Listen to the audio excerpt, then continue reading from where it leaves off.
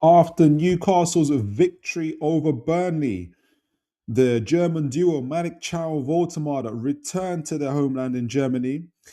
Will it see them conquer? Let's find out right here on Toon Tactics TV, folks. Oh, brilliant from Cher. And now Murphy can take on the shot. Fabian Cher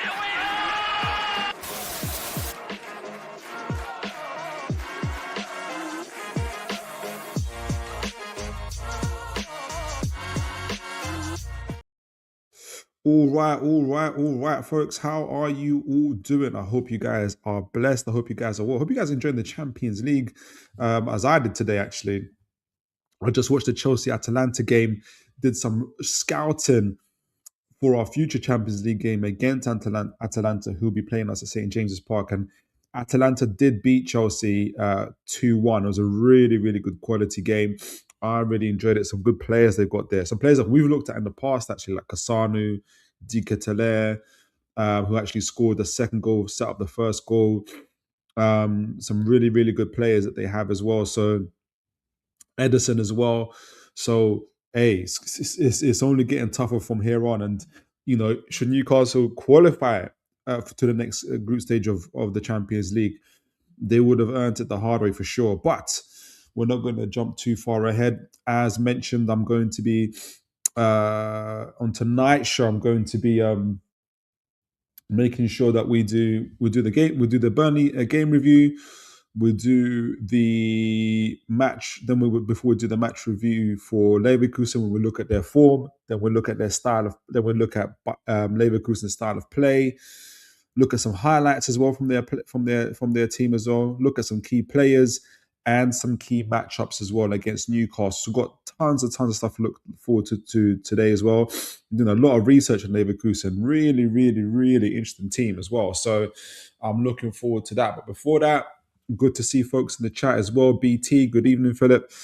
And all of the chat, God bless you, BT. Always great to see you as always. And one of our main regulars as always, Aaron Cave. Good to see you. Good evening, all. Good evening to you, Aaron. Guys, let me know a couple of things actually from everybody in the chat and everybody that's listening. First of all, how are you? Hope you're all well. But also, a couple of things. How are you feeling about the Burnley game? How are you feeling towards going into the Leverkusen game as well? So a lot, because we've got a lot to really unpack, a lot to chat about, a lot to say, and as always, so little time to do it in. So without further ado, I'm going to do a quick kind of view, fairly brief view on the Burnley game before we get into it, because there will be actually a few highlights. There will be a highlight from the Burnley game that I wanted to use to kind of say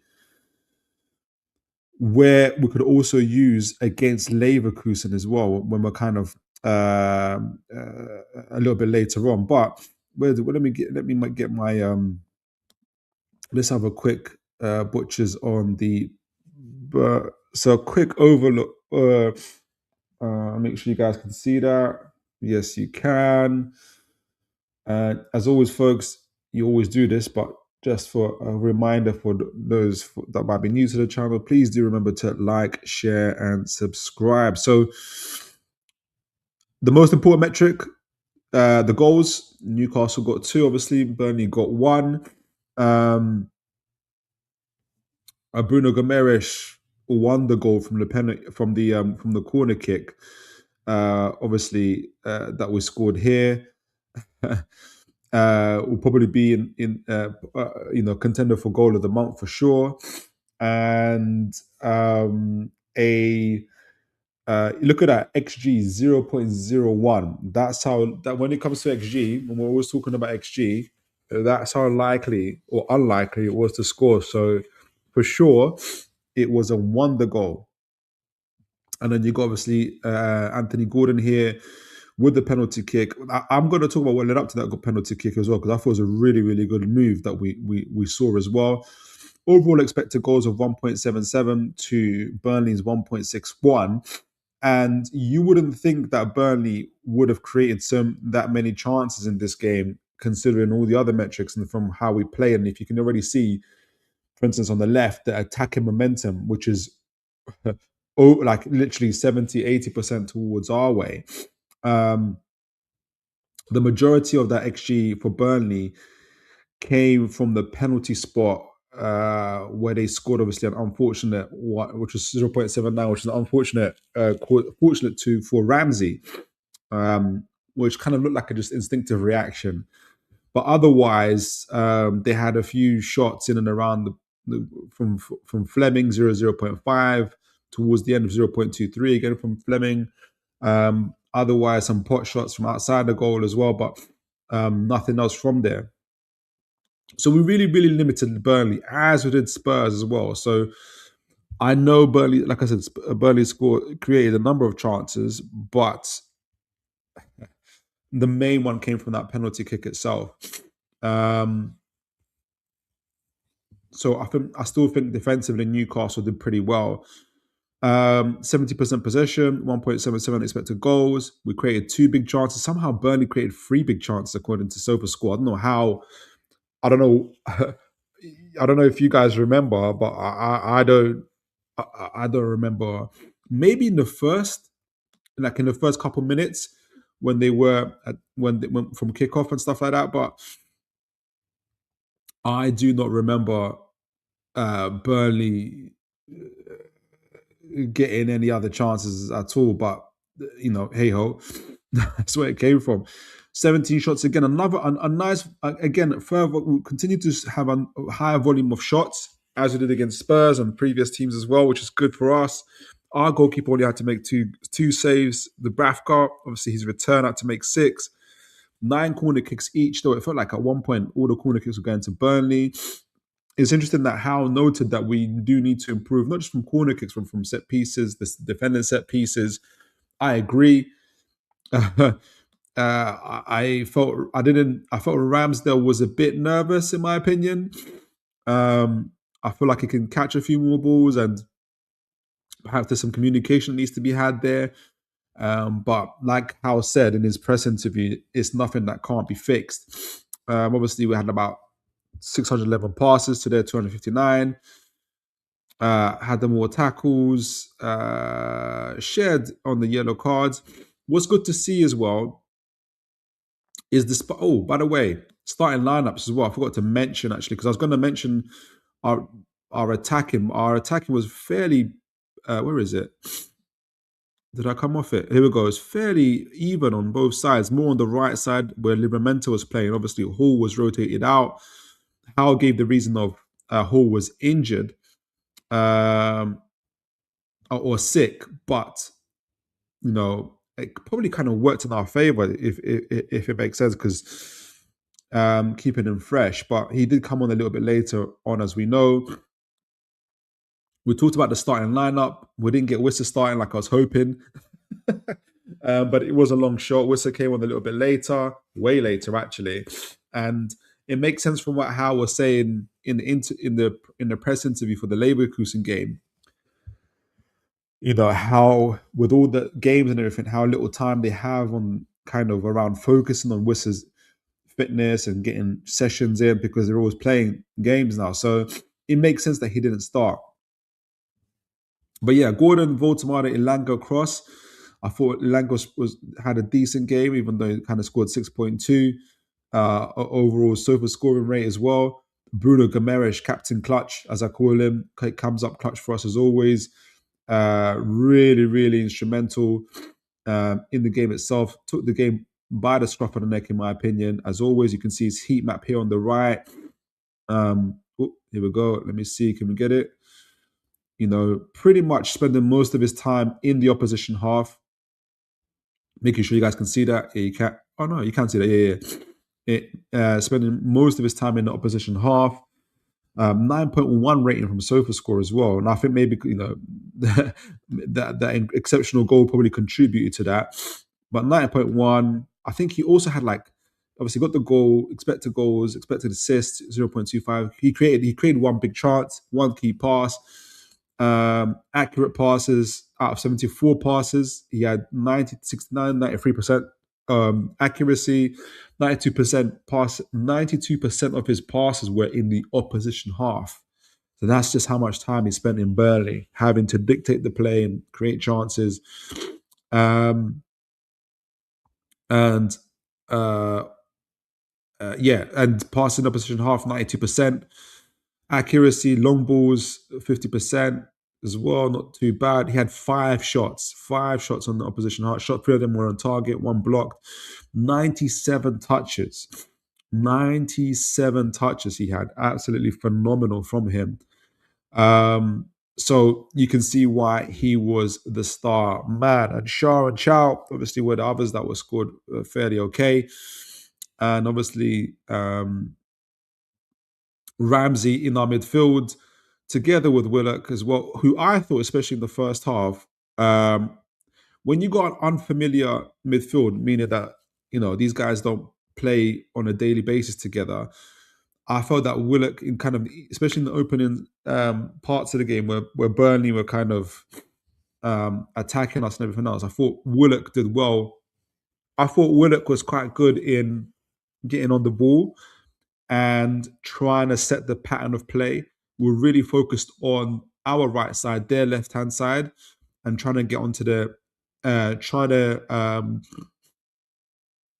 with Willock, Livramento, and Bruno.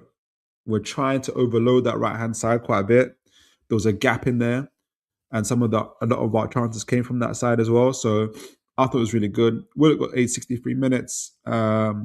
Jacob Ramsey had 89 minutes. You can see Jacob Ramsey heat map really focused on that left hand side as well as in the penalty box where he got himself involved a little bit more. So really neat.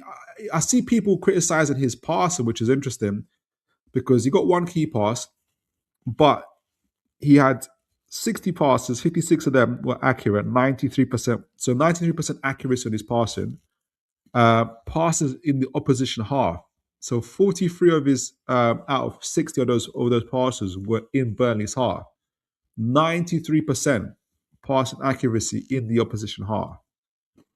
With 100% accuracy, it was one long ball itself. So really, really neat and tidy with his passing. 73 touches of the ball. So showing his influence in the game as well. I thought he had a good game. I thought he had a solid game. And you can see also Willock had a decent game. Where is his heat map? Something else. And I read. So he was obviously more focused on the right hand side, a little bit more faint, but I think because he's played 63 minutes, but he was all over the pitch really. But he focused on our right hand side, on Burnley's left hand side. I thought he was fairly influential in my opinion. And kind of ball carrying at 84% accurate pass accuracy, passing opposition half 82%, passing his own half, hardly any pass in his own half. So he's really, really spending a lot of time trying to be influential in the opposition's half as well. So I thought Willock had a decent game. Obviously, Bruno kept the midfield together. Willock had a level of influence in the game as well, especially in the opening half. But yeah, 2-1. I was fairly pleased with how we played. I wanted to let me show you what I mean about passing accuracy before I go to the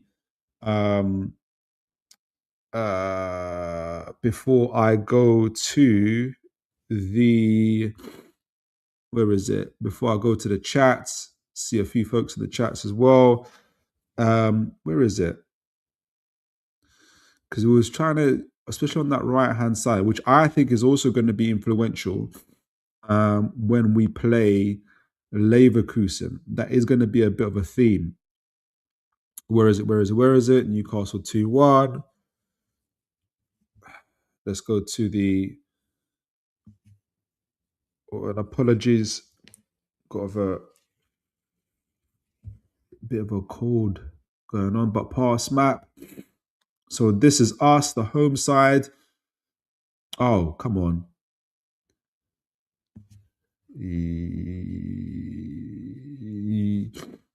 Yeah, so you guys can. You guys can't see that. That's annoying. How do you? Okay, hold on. How come you can't see that? Or is it because I came out of it? Okay, so let me Let me come back in. Pass map. Share this pack map. Yeah, share this one instead. Come on, stop being annoying. Here we go. All right, yes, you can see that. So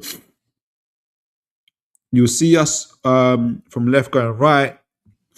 You can see, and as always, for folks that might be unfamiliar, this has the average position, but it has the passing, it has the passing patterns you can see here. So the thicker the lines between players, the more they were passing between each other, and you can see, you can kind of get from it, kind of glean from it where the patterns of play were. So on our right hand side, on Burnley's left hand side, let me just zoom in a little bit more. You can see where Langer is between, for instance, you can see Langer here, Livramento and Bruno Gomes, but also Joe Willock. Joe Willock, who's getting into that gap here. You can see that where the overloads will be causing the Burnley hand side. So you can see between Livramento, for instance, and Bruno Gomes, 27 passes throughout the game. Between them two, 31 passes between the Langer and Livramento. That's really, really good to see. Obviously, 21 out of those 31 passes were from Livramento to Langer, because obviously passing forwards, going forwards as well. And 8 passes between Willock and Livramento. Willock and Bruno Gomes, 16 passes between them. Because there's some real thick lines between the three, 4 of them really, kind of connected with each other. Especially, obviously, Bruno Livramento, Bruno and Elanga, or Elanga and Livramento as well. So that's how we kind of concentrate a lot of our play as well. As well as the triangles between Ramsey, Gordon, and Dan Burn. So between Ramsey and Gordon, 26 passes throughout the game. Between Gordon and Burn, 15 passes throughout the game. And between Burn and Ramsey, 12 passes throughout the game as well. So fairly, more attacking weight on the right-hand side where Livramento is, which is understandable, because Hall wasn't playing. But we were really exploiting that right-hand side, and Willock was, kind of getting himself in those overloads as well, as Ramsey was doing fairly the same thing on the left-handed sides as well, with Mr. Bruno Gomes being the kind of conduit between them, passing between Bruno and Ramsey, 20 between them two, and between Willock and Bruno, 16 passes throughout the game. And that was really, really, really, really, really good to see as well. And in fact, Woltemade on average was just behind Bruno as well, which is interesting to see. Like, I don't know why that is, really in that false 9 position. But I'm going to read the chats in a moment. But so that's what the focus was in terms of our attacking play and what we were doing. I'm going to read the chats in a moment. I want to I want to focus on the particular overloads on the right, because I feel like this is where the 106. Make sure I catch it. I feel like this is where we might have, the flanks itself, but I feel like we will also can I slow it down? Stable annotations. I feel like we will also be doing some of that quite a bit against Leverkusen, because of the style of play that they have. So make sure you guys can see that. Yeah, you can, but let me see what you guys are saying in the chats quickly. Ooh, apologies.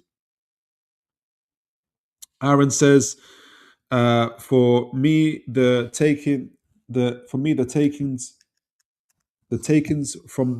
takeaway. The takeaway from the Burnley game. Apologies for my camera. Can I get myself? At some point I will. The takeaways from the Burnley game is we didn't create enough, in my opinion, and the same characteristics kicked in, which we have criticised for, should have created more clear-cut chances. And that's fair. That is fair. Aaron says it also could have been a 2-2 at the end if we came up against a better quality team. Yeah, I think that's why it took me a while to kind of do my short video, because I was I wasn't pleased. I was still recovering from that. I didn't want to dedicate my match review, my short. Um, I want to dedicate my match review, my short, to kind of being annoyed at that as well. But absolutely, Nick again very isolated in the game. Gordon had a good game, which was good. Gordon had a really good game. And what kind of seeing that back, had a really really good game. And Aaron says Bruno's goal was brilliant. Think he should think we troubled Dubravka as much as we should have. I understand it's a rotated team, but I expected more control and dominance. Maybe comes down to in-game management. Yeah, I can see how you mean. For me, I think we had tons of control, and sometimes when you know, Bur- Burnley weren't offering much at all, and we were finding ways to open up as much as we could. A lot of shots were blocked. If you remember, like Woltemade had literally almost on the line shot that was blocked as well. So I think, in my opinion, Burnley were fairly lucky not to receive, not to for it to be a 2-1 scoreline. But definitely agree with the last minute stuff where they could have equalised. For me, in my opinion, Ramsey and Willock don't give us the necessary balance in midfield. Both want to get high and wide and support overloads and attacks, but there was a lack of balance in our midfield with that three. Okay, yeah, I can see what you mean. I think that's what Howe wanted to do. Uh, he knew that Burnley weren't necessarily didn't have. He knew that Burnley didn't necessarily have the ability to really, really, really hurt us, and so he took his chances that way, and we had to press. Um, BT says Burnley situations worsened when Lucas Perez received the red card in the foot. Yeah, he did, and we're gonna. If I get I pressed the wrong button. If I get a chance, I might talk about it as well. Yeah, my camera is glitching a little. Yeah, it's doing a funny one on me. I can't change it for love no money at the moment. So I don't want to. Hopefully it improves, but as long as you guys can see the screen, hopefully it changes every time I press. Actually, so every time I try to get the camera to work, it takes off my mic as well, which is annoying. Let's see if we can change things around a little.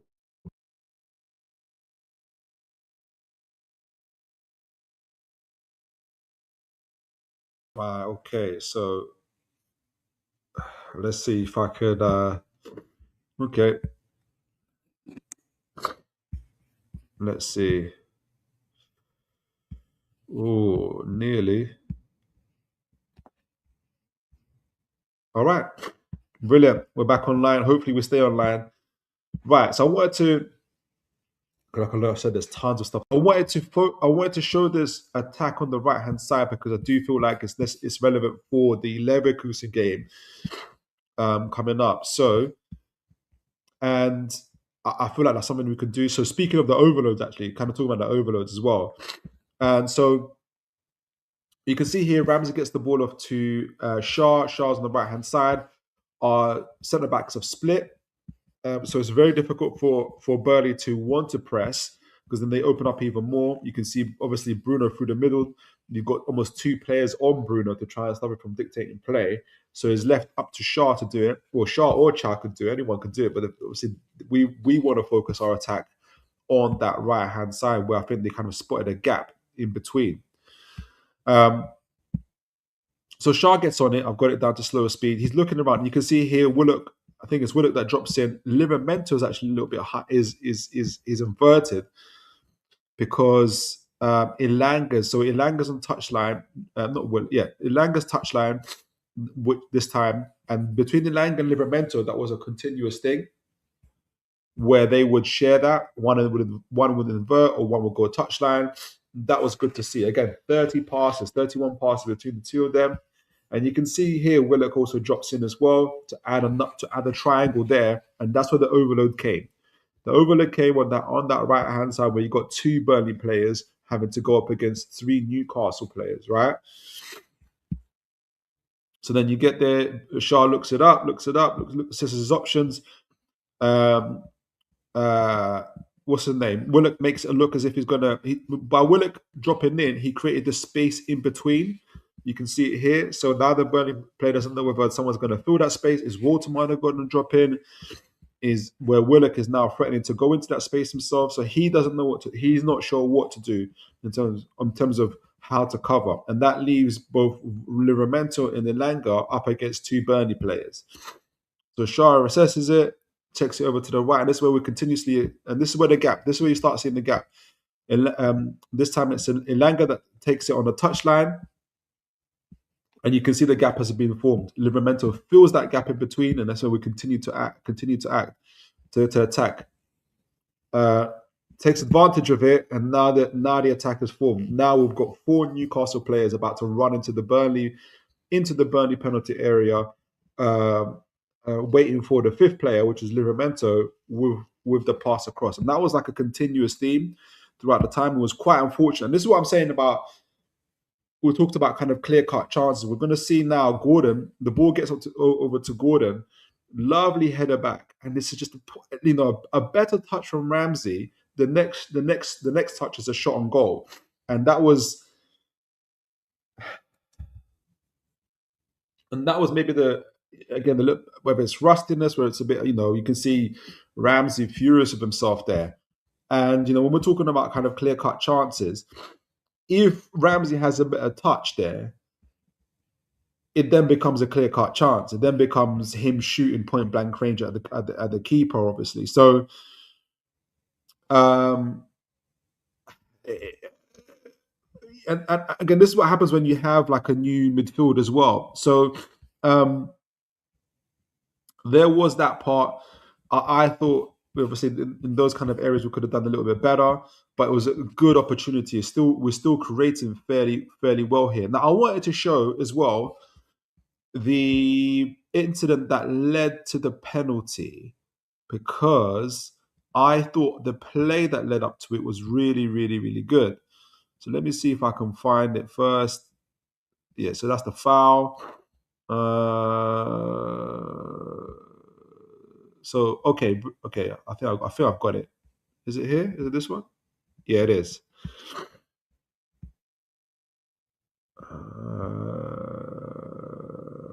So let's see. So what I want to show actually is, it's mainly because we were pressing really well, and we're forcing Burnley to go long at this stage. So Burnley have almost given up playing from out the back. There was a highlight I was going to show, but where it showed us, we won the ball high up. I think it was via Willock actually. We won the ball high up. In fact, let me show it, and then I'll get onto this one. Let me show it if I can,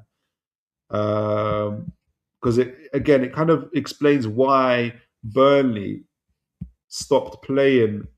So stopped playing. Stopped playing from the back and started going long ball. So you can see it here, and it's going to lead up to this is going to lead up to the incident before the penalty itself.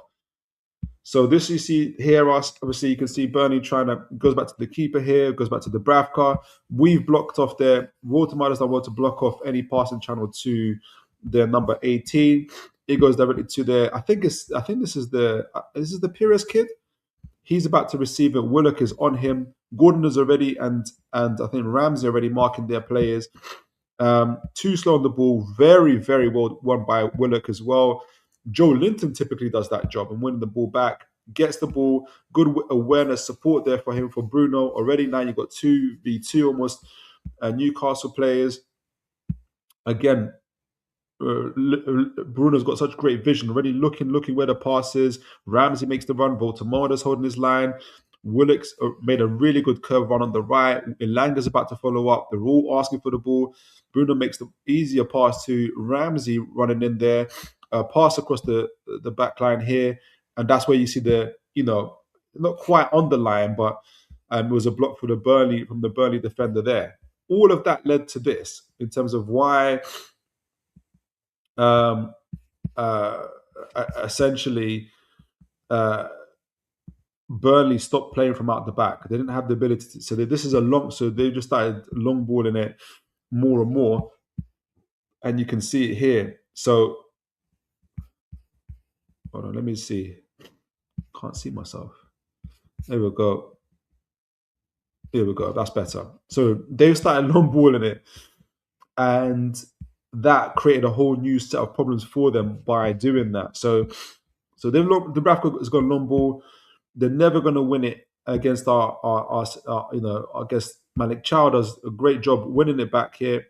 Ball's about to bounce to the was about to bounce to Willock. Burnley player gets it on the second touch, but it rolls across to Thiaw again, who passes it back to Ramsey. Ramsey onto Gordon. On already movement already here. Woltemade just points it to where he wants it to be. And Willock, not Willock. Yeah, Willock is on the run here, all centrally. And you're going to see, because the ball eventually is going to end up with Elanga here. Now, what I like about Elanga's run here is that he doesn't go to the flank, but he goes very centrally and very directly here. And Gordon actually is also obviously positioned very centrally here as well. And this is what you want to see all the time. You want to see runners beyond Voltemada. And that's what we saw here as well. And this is the chaos because the Burnley centre back is so focused on Voltemada. He's not trying to go up to Gordon. You see the Ramsey run here. You got Burnley players following here. Then you got Elanga making this run centrally where the space is.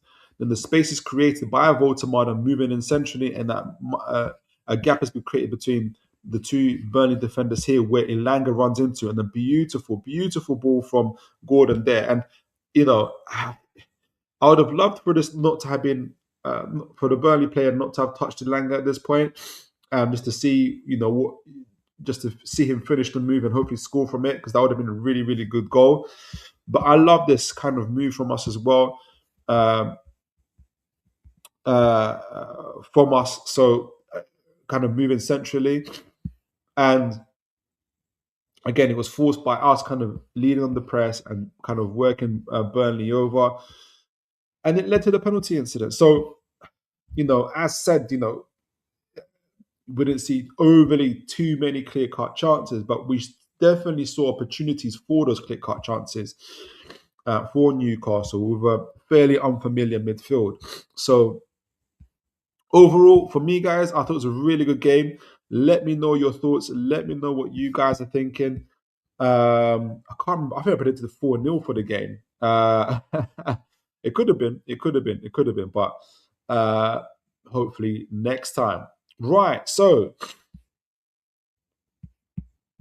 Leverkusen. And guys, this is why I need your help.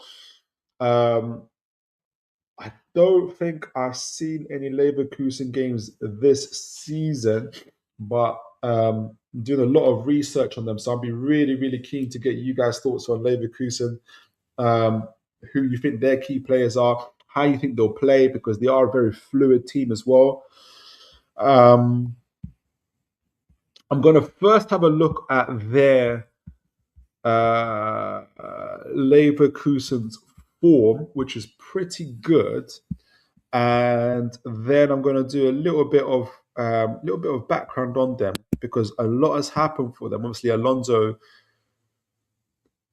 is no longer their manager. It's a new gentleman by the name of Kasper, and I always forget his surname. And this was after actually Ten Hag initially took over from Alonso, and then it was this gentleman Kasper, and obviously Ten Hag, I don't know, he managed 2 months, 3 months, something along those lines. So not very good, and they've had a number of players that have left as well. So I'm going to read up on that in a moment, but let's just see where their form is at. So let me share this with you guys. Let's see how they are doing in their respective league, in the Bundesliga, but also in the Champions League itself. And I think their form is not too form, I say, I'll show you what I mean in a minute. because they are having a really good season, but I don't think they're too far. I think we're fairly evenly matched, both of our teams, form wise, going into this game. Okay, so if you see the last the last 5 games, they've won 3 and lost 2. Though I think in the one against Augsburg and one against Dortmund, the Dortmund game they won, I think, was in their version of the FA Cup, but they've also they've lost 2 in a row in the league itself. So you can see here they lost to Augsburg, so we'll see a highlight on there, and you're going to see how they conceded was down their left side, which would be our right side. So that's why I want to talk about the right side in the Burnley game, where we could be effective, and why I think Elanga should play. And obviously they lost to Borussia Dortmund 2-1 as well. So their last 2 Bundesliga games they've lost, but overall they've been playing really, really, really well. They played 13 games. I think we played 14, and they've got 23 points, whereas we've got 22 points. So if we were playing in the Bundesliga, we'll probably be 6th at the moment. So they played 13 games, they've won 7, they've drawn 2, and they've lost 4, but they've scored 28 goals, which is really good. Bayern Munich have scored 49. That's something different entirely. But they've scored 28 goals, which is a lot. But they've also conceded 19 goals, which is a lot. I think. I think they kind of conceded on a ratio of like 1.5 goals per game, something along those lines, which is quite high, with a goal difference of +9. And if you look at the XG table, so what I want to see is, when I'm looking at the XG table for them, I want to know,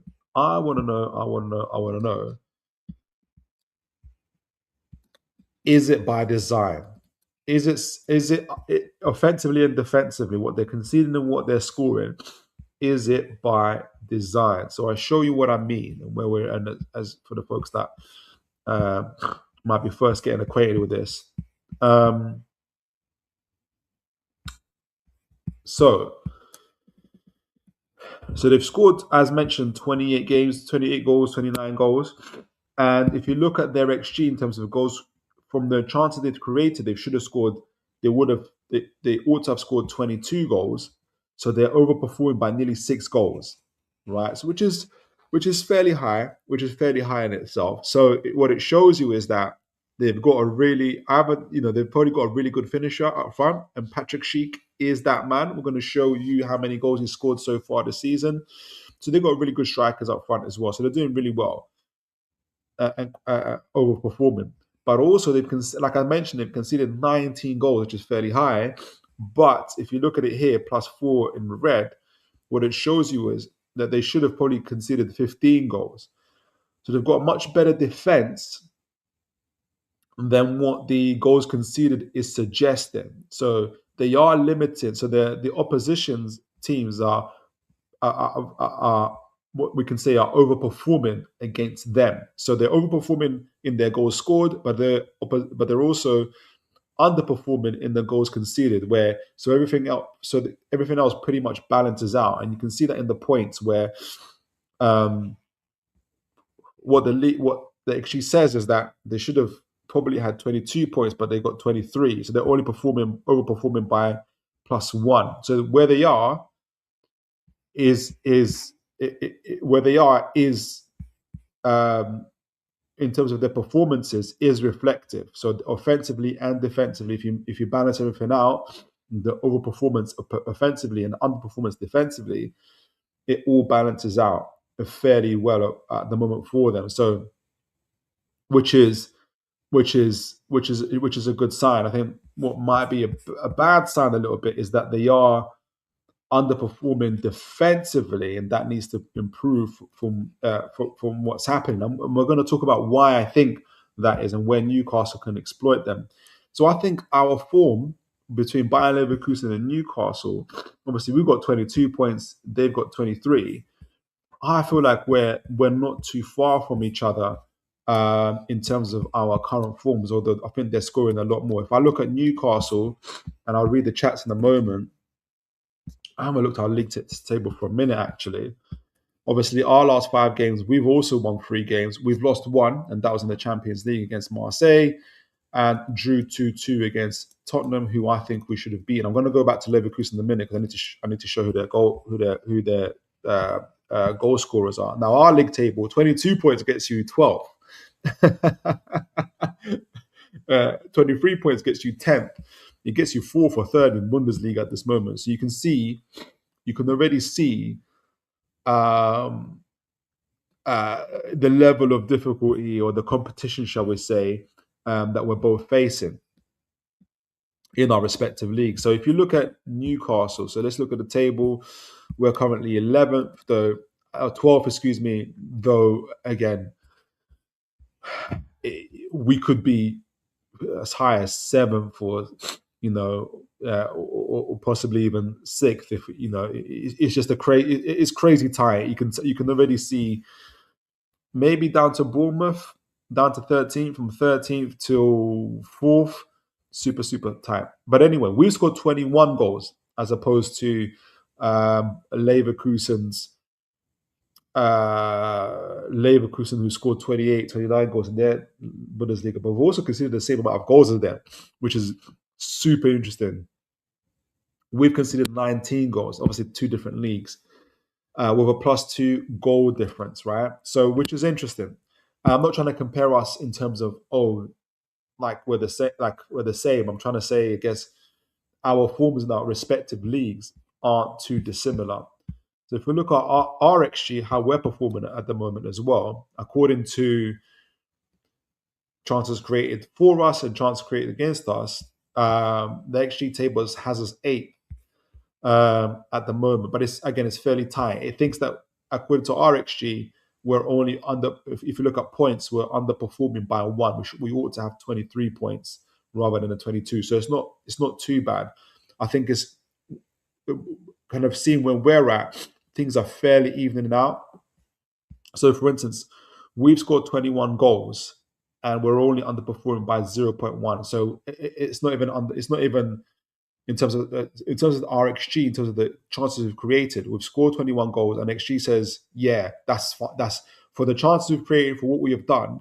We should have 21 goals. So we're performing. We're performing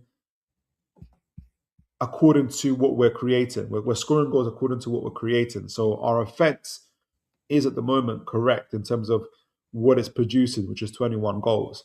I think we can improve that. Obviously, we just talked about the Burnley game where we created chances or didn't quite create clear-cut chances, but there is opportunities to create actual chances as well.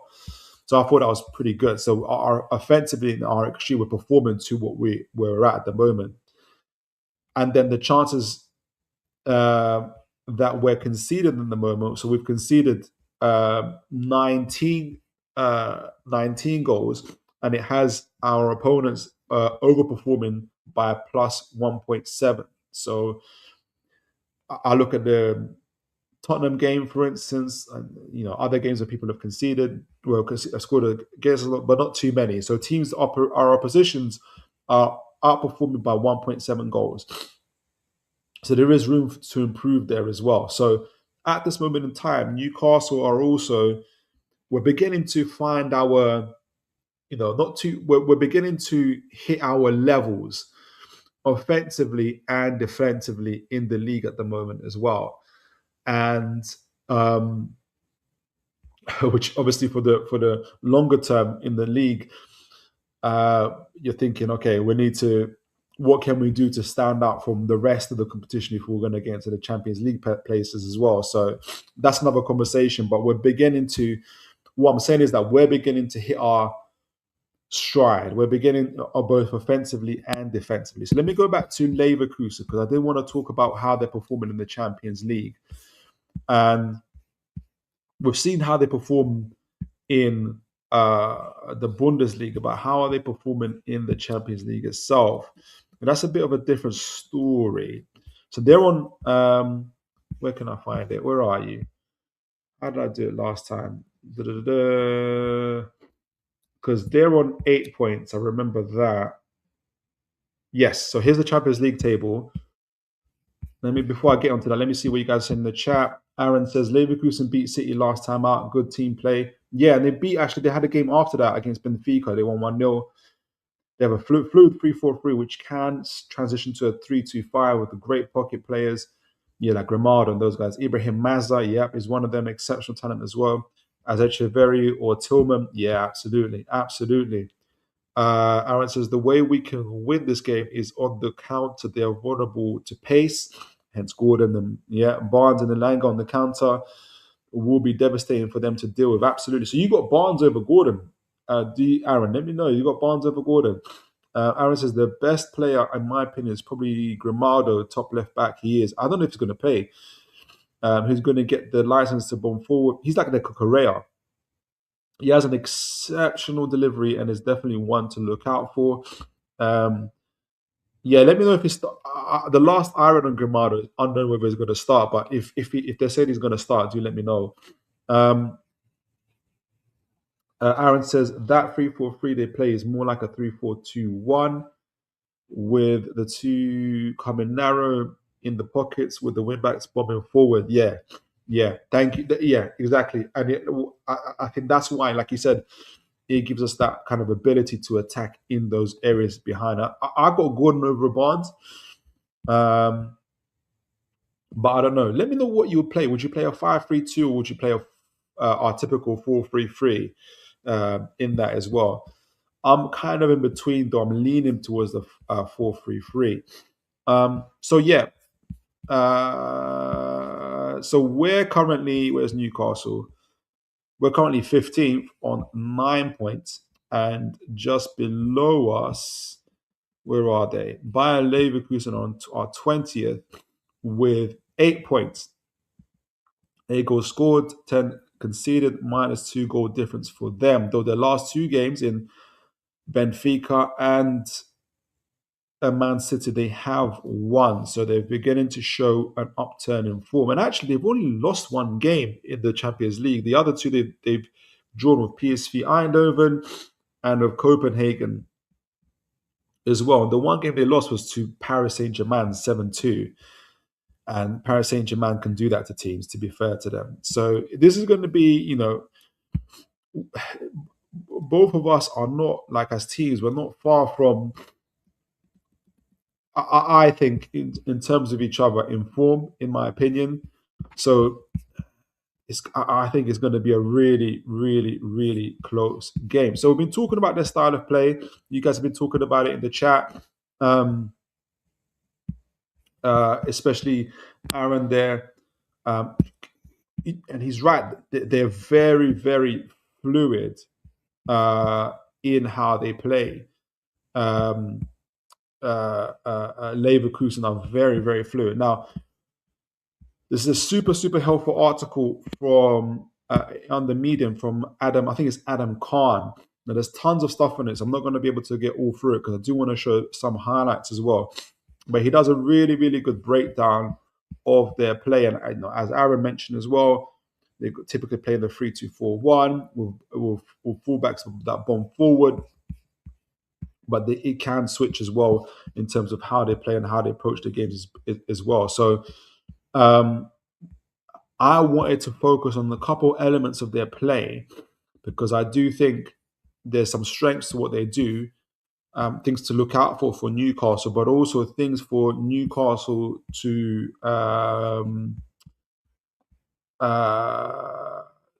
also hopefully exploit or take advantage of as well. So let's have a quick look at them in possession. And it's a very helpful article because it's got them looking at in control possession, out of possession, in transition form, and out of possession as well, in transition form as well. It's got a few highlights there, but let me go quickly down to the conclusion part, and I'll go back up to a few highlights of them, what they're like in possession. But as mentioned, their strengths, their fluid positional rotations. Grimaldo's a big part of that. I hope he doesn't play. Well, actually, let him play whatever. But he's key. I look at him as the same way Cucurella is for Chelsea. So positional rotational play through the midfield with Gramado as key reference in half spaces. Central overloads that can manage to destabilize opponents defensively or rotation open passing lanes. So when the fullbacks join the midfield, essentially that's when the overloads start creating.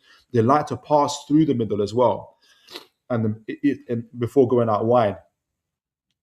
The man-oriented pressing cut short options, forcing long balls into the Leverkusen block. So they have a really structured way of pressing. They're well structured to win first and second balls after long range clearances as well. So we have to be physically it's going to be a big physical battle, right? They're not a small team. We have to be on top of them. They're aggressive on the counter pressing with full commitment from the entire team to win back possession quickly, which is an advantage for them, but also can leave gaps for Newcastle. There's parts even in their strengths I think that work for Newcastle, and the ability to quickly channel transitions through central corridors. So as I said, so they're going to focus their play through the center.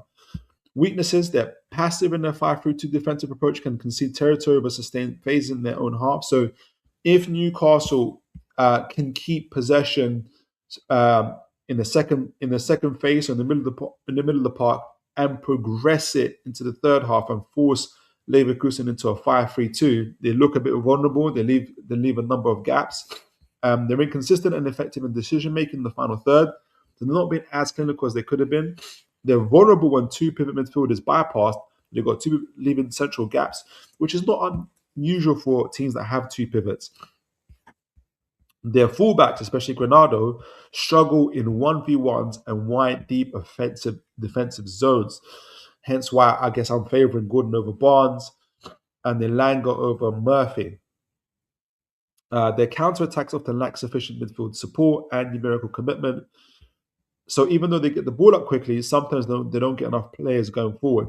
And they can be exposed in wide areas, especially after turnovers, especially on the left side. So their left side is our right side.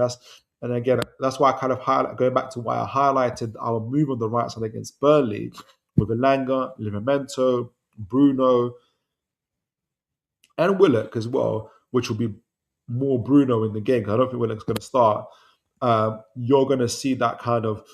I was kind of highlighting that because I felt like this is what this could be a potential advantage for Newcastle, right? So, so I wanted to show a little bit about how they are in possession, in terms of how they kind of rotate. This is the part where they talk about how fluid in positional rotations.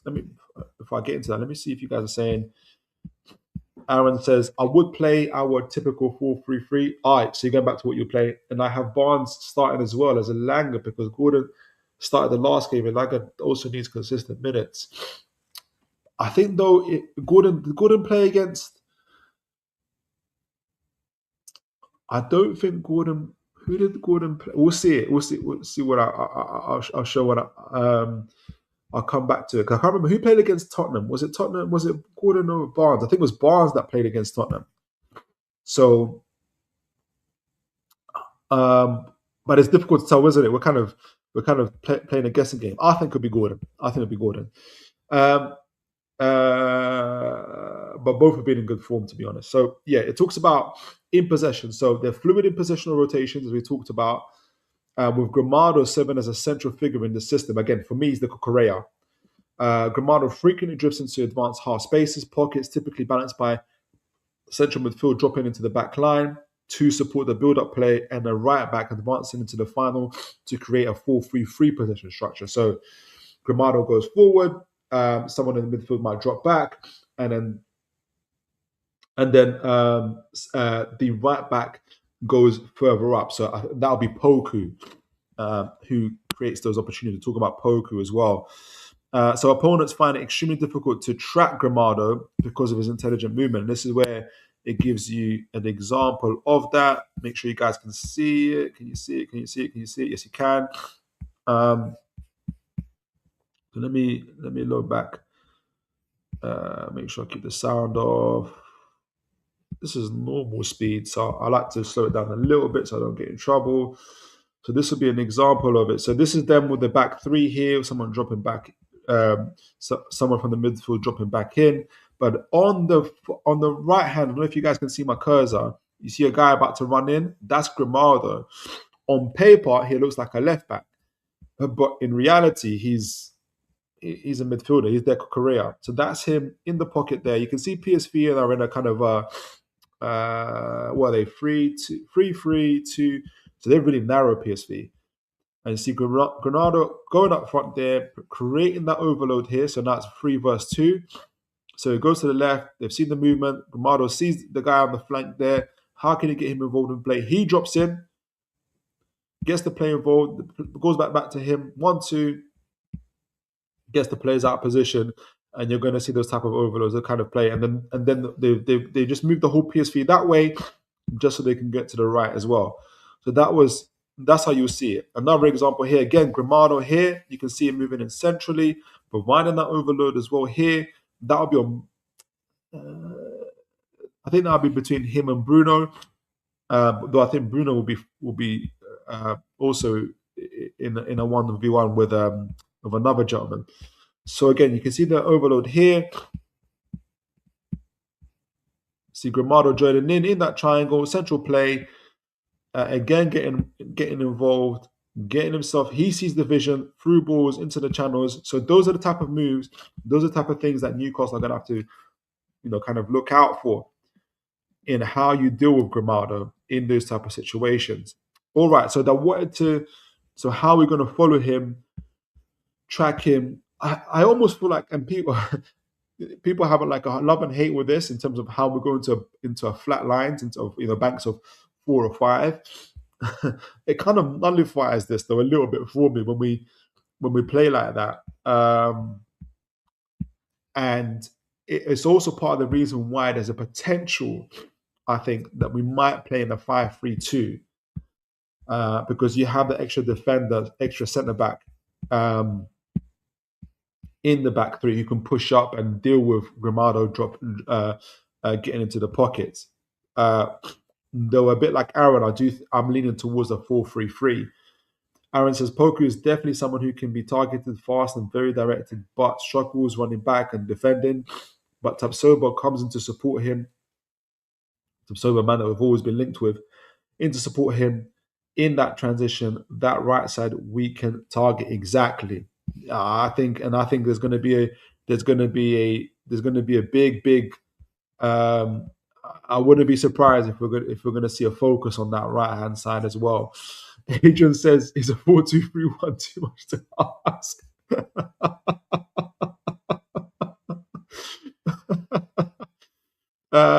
It's not. It's not, Adrian. It's not too much to ask. Who would be in how would you line it up? Let me know, Adrian. How would you line it up? I'm curious. All right, so that's in possession. How are they out of possession? So key takeaways, as we were talked about, and this is Adam Carnes, is Bayer Leverkusen, just before we leave the possession side of things, Bayer Leverkusen's possession game is built on fluid rotation. He talks about that. Alejandro Grimado. And guys, if anybody knows, is Grimado going to play? The last time I've seen it, he's doubtful. His constant movement into the advanced half spaces creates overloads and destabilizes opponents. Absolutely. We're not going to be unused to this. We face this in the Premier League all the time. Either pulling centre backs out of shape or open central passing lanes. Much of Leverkusen's best attacking player flows through him. So if you can stop Grimado, there's a good chance you can at least disrupt a good chunk of their attack. Even when he doesn't receive the ball, however, despite their strong build-up patterns, Leverkusen remain inconsistent in the final third, often struggling to make the right decisions in decisive attacking moments. Now,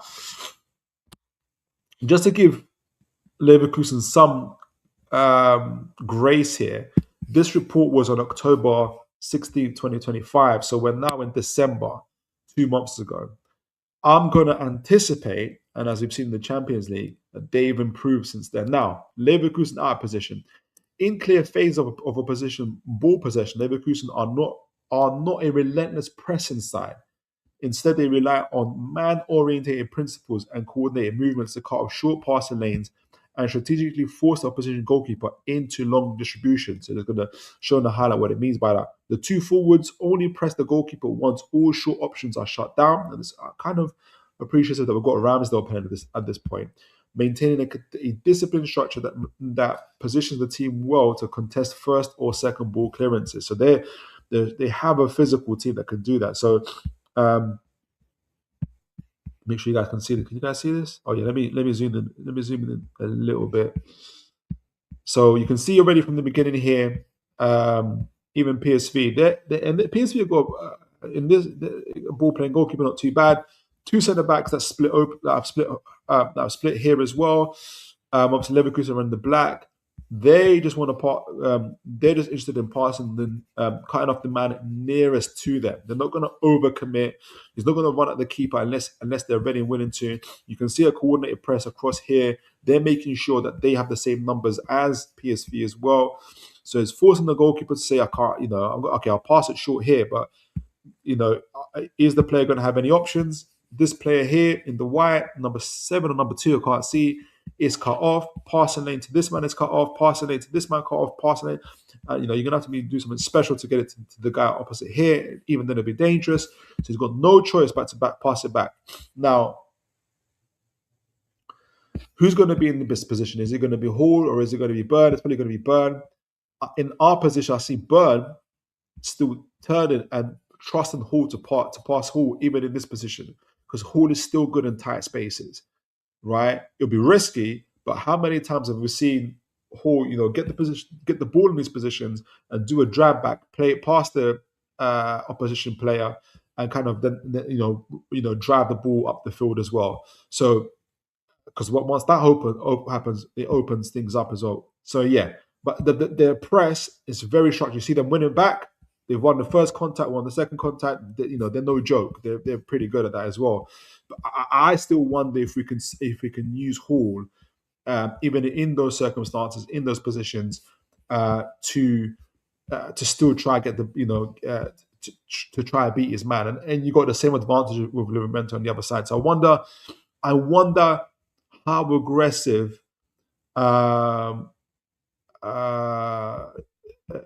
they would be in their press against us as well.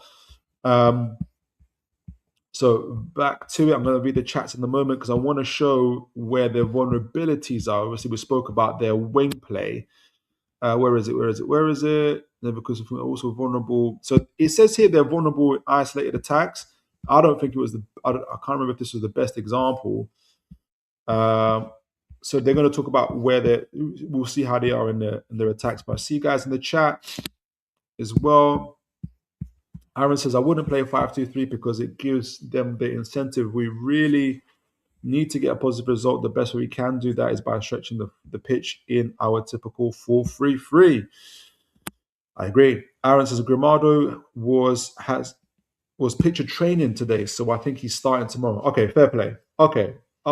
So Grimado, okay, that's going to be, so we know where their attacks are going to get coming from. Adrian says Barnes behind Big Nick. Okay, the Greyhounds out wide. two of Bruno, Sandra, and Miley as the double pivot. Okay. I see the vision there, Adrian. Adrian says Barnes. Oh yeah, so I read that. Aaron says Leverkusen are physical side. I think the midfield 3 is needed here, and this is a Joe Linton kind of game. Yeah, you can see why he wasn't playing against Burnley. Howe wants to use his full strength against him. Miley will be needed in the second half if we need to sustain control, or even to rotate with Livramento. You start playing right back, which is a new one. If we want J7 on the pitch, play him as a fullback. Adrian, oh man, you should be Eddie's assistant, right? So this is a highlight of how maybe where the vulnerabilities are for Leverkusen in terms of their fullbacks. I remember watching. I wasn't sure. You guys let me know. So they're pressing here again as PSV. I've got their split fullbacks. They managed to beat the press this time. this is what happens when you can beat Leverkusen's press. And maybe this goes also to what Aaron was saying about opening up the pitch, expanding the play, as PSV have done in this position, because it's a lot more harder for Leverkusen to press in these circumstances. So let me slow it down. How do I get it off? Here we go. So PSV have broken the play. They've gone out wide. Going back in here as well. Nada's going to look to go direct. I'm not sure he had to, but fine. And he goes direct this time. You've got 2 versus 1 here. I think it's Grimaldo. Well, you've got Tapsoba about to tuck in as well, but they're trying to target Grimaldo here on the right-hand side. Oh, okay. And the centre forward wins the header to get it out wide against Grimaldo. So and that's where they're looking to get the attacks in. So maybe with either a Woltemade or even one of our midfield, whether it's a Tonali, coming alongside Grimaldo, winning the header out wide here to an Elanga or to whoever plays, whether it's a Murphy. Again, like I said, I prefer it to be Elanga, and putting Mr. Grimaldo in those vulnerable positions there. So there is opportunities there for Newcastle to do something. How do I come out of this? It's got me stuck on there. So how do I view it? I think for some reason it stopped there. But so there is opportunities for Newcastle to isolate those teams, their fullbacks as well. Was there anything else I wanted to show as well? So there's, especially down that right hand side. Oh yeah. So I wanted to kind of show Leverkusen's last games against Augsburg, which they lost, and what did Augsburg do in those games? And you can already guess they targeted their right hand side. Now, admittedly, Grimaldo did not play in those games, and that might be so that could be a big reason why.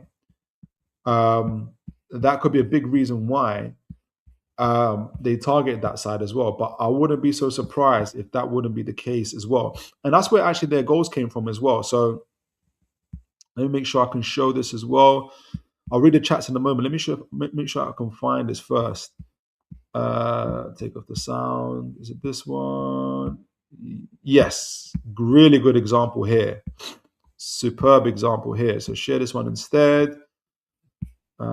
Let's get it up here. Here we go.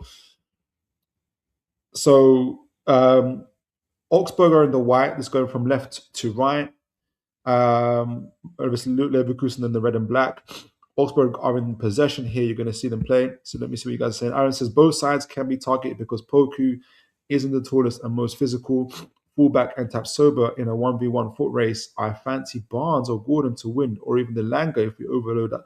Yeah, because I think Tapsoba's still got good speed. But what is nice though is to have those options, to be honest.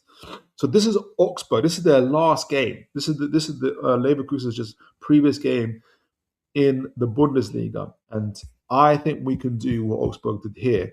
Augsburg obviously are in possession here. Have I slowed it down? Let me make sure I slow it down. Where is it? Quality, speed, turbo, speed. Here we go.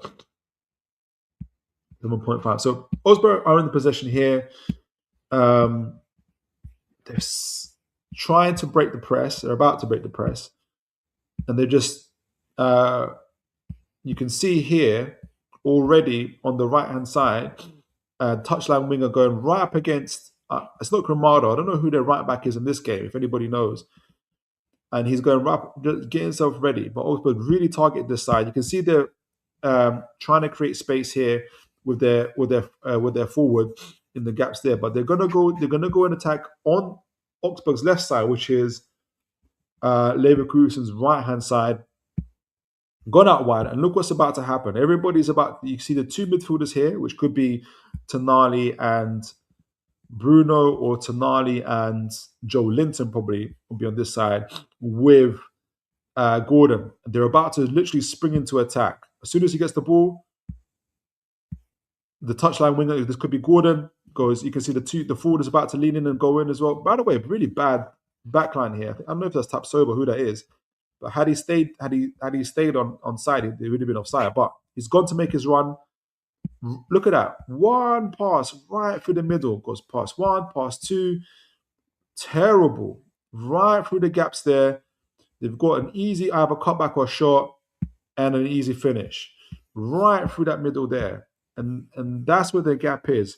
And I think Augsburg scored their second goal in a similar vein as well. But they targeted that left-hand side, and it was really, really, really an issue for Leverkusen. Here's another example of that as well. Oops, I'm on the wrong screen. Again, Augsburg have gone to that left-hand side. You see them again trying to separate the Leverkusen fullback. You can see their midfielders. In fact, they've got a 4-3. They've got a 4-3-3. I think it is as well. 4 here, 3 in the middle. Augsburg in the white, and I think there'll be another player here. Obviously, there is. So they've got in a 4-3-3. Aaron, I think we should go for a 4-3-3. I agree with you. And you can see again the number 8 here, pinning. Joe Linton did a good job of this before. Pinning their guy out. He doesn't know able to come out. And look, they're about to go. They're about to go here. Here's the trigger point. He's about to make the run. Bang. Both the number 8 and the winger on that pivot. Another ball. This is after they've gone 1-0 down through the same move. And they couldn't stop it. Again, they couldn't stop it. This time it goes to the centre forward who wasn't able to get it over. But hit the crossbar. And this is just from one highlight. This is an ongoing thing for Leverkusen in this game. Even though Leverkusen dominated in other metrics, they still conceded. I can't remember if they conceded the second goal in the same way, but again, on their left-hand side. I think that's on their right-hand side, though. That was their right-hand side, which would have been our left-hand side. So, as Aaron says, both flanks, really. And even that's what this is what even the, what do you call it? The scouting report on Leverkusen was saying that, these guys are vulnerable on both sides. But the other threat, apart from Grimaldo, I wanted to mention was also Mr. Poku, who's their right back. Before we get to the tactics board, the final person I wanted to mention was Poku, who's also on their right-hand side, who is a threat all on his own. Let me find a quick highlight of him and we move on. Yeah, here we go. So share this one instead. But let me see if you guys are saying anything in chat. Aaron said, with Augsburg making passes like that, I wish we had... I know. We do have Lewis Hall, though. We do have Lewis Hall, Aaron. We do have Lewis Hall. And I wonder how he's positioned in this game. That's what part of me thinks. No, he has to go for the 4-3-3. He has to go for the 4-3-3. A part of me, I think you can imagine Lewis Hall maybe inverting and just passing from that position as well.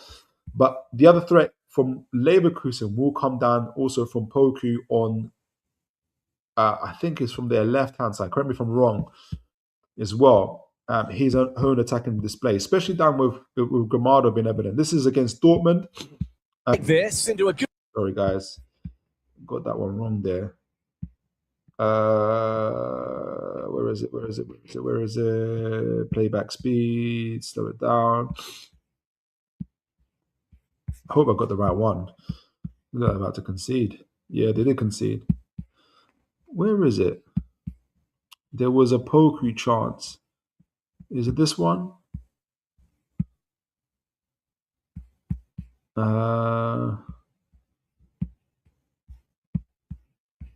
It was against Dortmund. Yeah. Why can I not find it?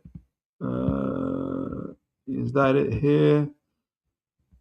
Yeah, it might be this one. Might be. Let me just see.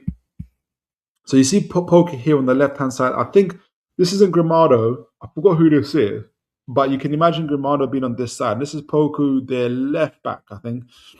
They'll be trying throughout the game, Leverkusen, to isolate our fullback, which will be Livramento as well. So it's important that he's covered well by, which he will be, by Tonali in these positions.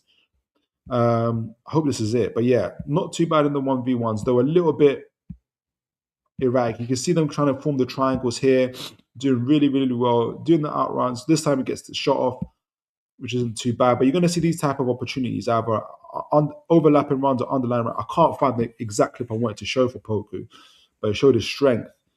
But he is going to be one of the guys that's going to be a threat to us. But lots of things there to digest. Essentially, they're good. They're decent out possession, decent out press, structured press, though not impenetrable. Want to force the opposition to do long balls because they've got physical players that can win first and second contact. So we're gonna have to be physically really ready, really on top. They have vulnerabilities in their full-back areas as well, especially when Grimado goes into the midfield areas with leaving space at the back. Hence why I'm kind of more of a fan of Elanga and Gordon playing in this game rather than Murphy and Barnes. The Barnes wouldn't be bad either. And it's going to be a bit of a midfield battle as well between the two teams. So lots there to kind of digest in terms of how they play and what they do. Good team. They're in good form. They're getting better now in the Champions League. They're going to look to qualify if they can. As soon as they're gonna try and qualify to the second stage as well, and they're performing fairly well okay as well. So I wanted to talk about quickly their matchups as well. Where was it? Key players. Alejandro Grimado, who looks like he might be playing, as folks have said. Thank you to, I think it was Aaron, who pointed out that he's been training. So he's vital attacking force, who leads the team in their goals and assists.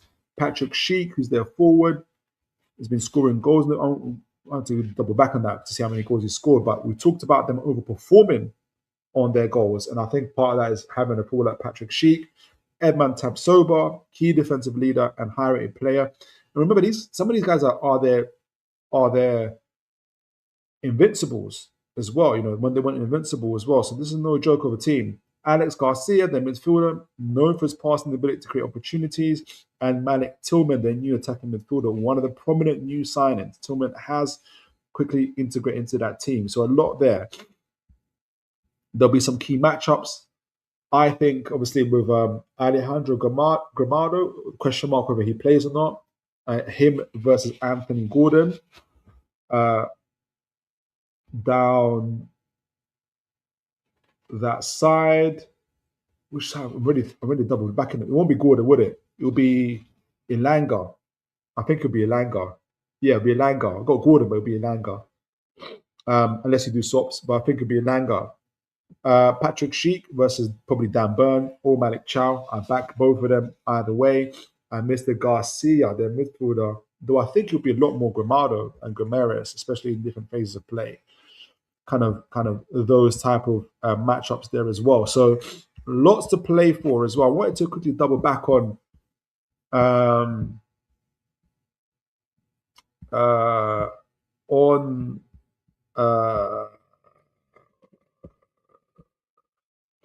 Leverkusen because I wanted to see who's scoring goals for them. Can you guys see that? Oh no, you can't. Let me take this off.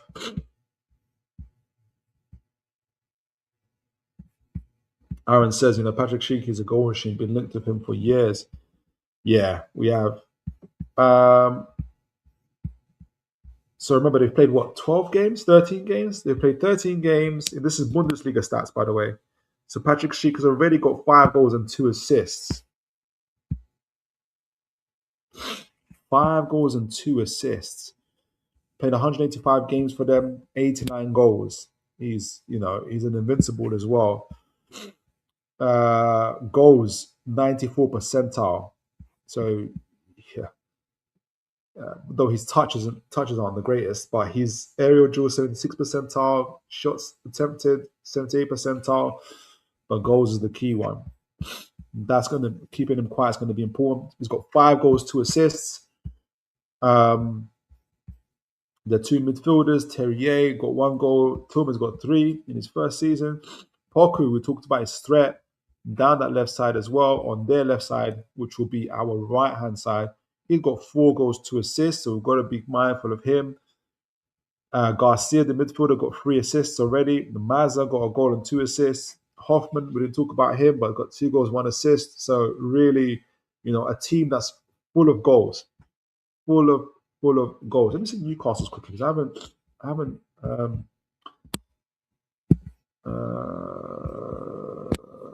seen where we're at the moment. And we'll go do the breakdown as well. You guys can see that. So Woltemade, not too dissimilar to Sheik. Patrick Sheik's got 5 goals with 1 assist. Gorda's got 2 goals this season. The Langa's got 1 assist this season. So we need a little bit more. But Bruno Gomes, 5 goals and 2 assists as well. He's having a really good season with goals already. Dan Burns got 2. Charles got 2. Rumento's got 1. So we need a little bit more goals from our team. All right, so let me know what you guys think so far. Let's do a tactical breakdown of the teams and start sending in our predictions for the game. Was there anything I wanted to say? Was there something else I wanted to show? I feel like I've missed something. Have I missed anything? No, I haven't. Right, so let's get the tactics board out. And yeah, guys, if you want, send in your predictions while we're talking. I'll be really keen to see what you guys are thinking. How do you see this game panning out? Here we go. It's going to be tight. I'll tell you that from the beginning. They are a very, very good team, but so are we, I think, as well. So, okay, so let me see. Make sure you guys can see that. Yeah, okay, excellent. Let's start. So, let's get the Bundesliga guys out. Leverkusen. I forgot to mention, actually. That's what I forgot to mention. I'll read it out to you because I was meant to mention how they've had a lot of changes as well. And this is from an article from the Bundesliga as well, where they kind of talked, they were preparing for a game. That's what I wanted to show. Let me take this off, actually, so we kind of understand where they're at. We know where they're at, playing style and everything else, but I wanted to quickly talk about this before I went into got a little bit before I it's not too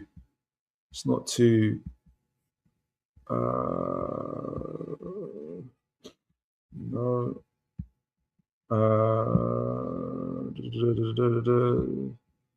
so let me because they're, like I mentioned earlier, they are a team that have seen a lot of changes, right? So this is an article from when they were going to play what do you call it, Bayern Munich. There's an interesting section about just how much change they've undergone, and their coach, their new coach, who's come in and kind of really steered the ship. So comings and goings. Leverkusen squad underwent almost a complete overhaul in the summer. Tons of changes. Key figures: Florian Wirtz, Jeremy Frimpong, Granit Xhaka, Lucas Radicki, Jonathan Tah, Piero Hincapié plays for Arsenal now, and Victor Boniface all moved out, all moved on. That's a lot of play. That's their key players, their invincibles.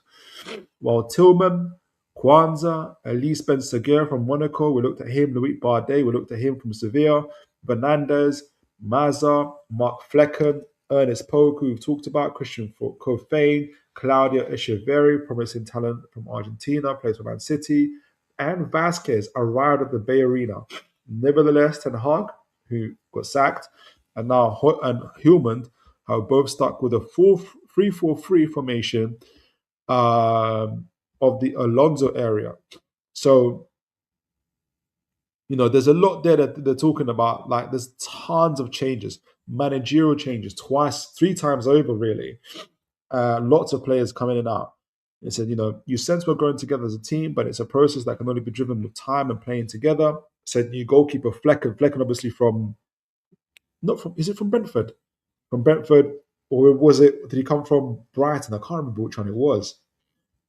Following the departure of Tar and Hikape, Kwanzaa, Liverpool, Bardi, Sevilla have joined Edmund Tapsoba in the front of the Dutchman in defence. Garcia has taken on Xhaka's metronome role in midfield, as well as penchant for long-range passes, as he showed against PSG. The 20-year-old and fellow Spanish Alejandro Gramado are the two pillars of the team. So Garcia and Gramado are the players that make this team tick. So Dave, we thought we had a hell of a summer. Leverkusen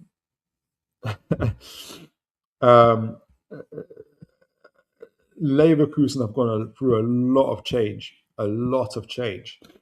All right, so let me share my tactical board. I'll read the chats in a moment as well. Where are you, tactical board? Window, Chrome tab. Here we go. All right, but let me see what you guys are saying in the chat. As always, folks, please remember to like, share, subscribe, and send your predictions in. So I'm already doing that. Thank you, guys. Aaron says, my predicted lineup is Ramsdale, Tino, Thiaw, Bird, Tonali, Bruno, Joe Linton, Barnes, Woltemade, and Ilanga. I like that. Adrian says 2-2. He's going for a 2-2. Wouldn't be surprised. Hall at left back. Yes, please. Aaron says, we need to win this game, and on the counter, fancy us in wide areas and transition. Tapsoba will probably occupy Woltemade, which gives us more space out wide to exploit. Absolutely. And speaking of Woltemade, I'm sure he's very keen to show and Thiaw what they're doing.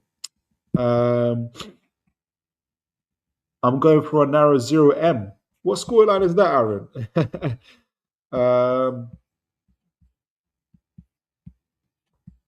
I go for a 3-1 win. I like that a lot. 3-1 win. All right, so let's go for it.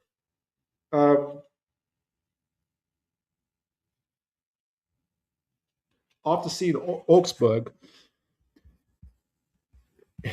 4-3-3 definitely makes sense.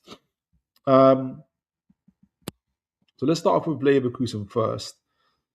As the home team, we're out there. Leverkusen, here we go. Again, big up JLA Tactics boards. I think this will be the starting. Unless... Ooh. Let me know in the chat, if Gramado's fit, who do you think goes off? Would it be Poku? Poku probably doesn't play if Gramado is fit. Let me know. I will go with the team I think might start, but I'll include you guys players. Also, I don't know about you guys. I've been woman and ahhing about Miley, because Miley obviously also didn't play against Burnley, which is interesting. Tonali's recovering, although he was on the bench. Do you guys foresee possibly Miley playing? Let me know. I don't know why they got. So let's do it. What they've got here. So they've got Shaw. So this is our Burnley first team, which is unlikely to be there. So we'll get Hall, Sells, Joe Linton, Tonali, Mr. Wisser, Gordon, Jacob Murphy and Miley.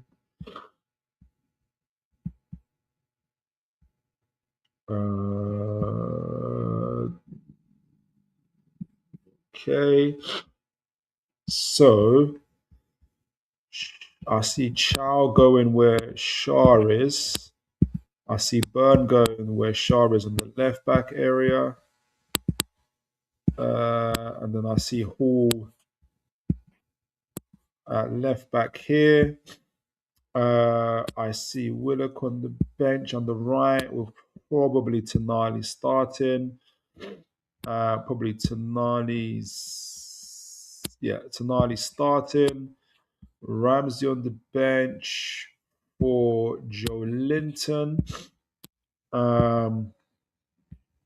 So I've got, for me, our front three of Woltemade, Elanga, and Gordon. Though again, I won't be surprised if it's tough, isn't it? Is it going to be Barnes or Gordon? Is it going to be, again? Would you be surprised if Murphy plays? You know, I wouldn't be surprised. You know, even Arne Slot is looking at Murphy, which shows that we've got a good squad. Now, what we're going to try and do, and we've seen Augsburg do this as well, is see if we can. Is see how we can, in areas, try to isolate their wing backs. Is it going to be Poker? Is it going to be Gramado? I don't know. I'll go just for the sake of it. I'll say Gramado, though I do think they might be missing. Remember, Gramado is also 28, so it's a bit of a risk. I'm making it sound like it's 38. Do they play him straight away? Actually, I'm gonna go for Poku. I have a feeling they're gonna stick with Poku, but I'll probably be wrong.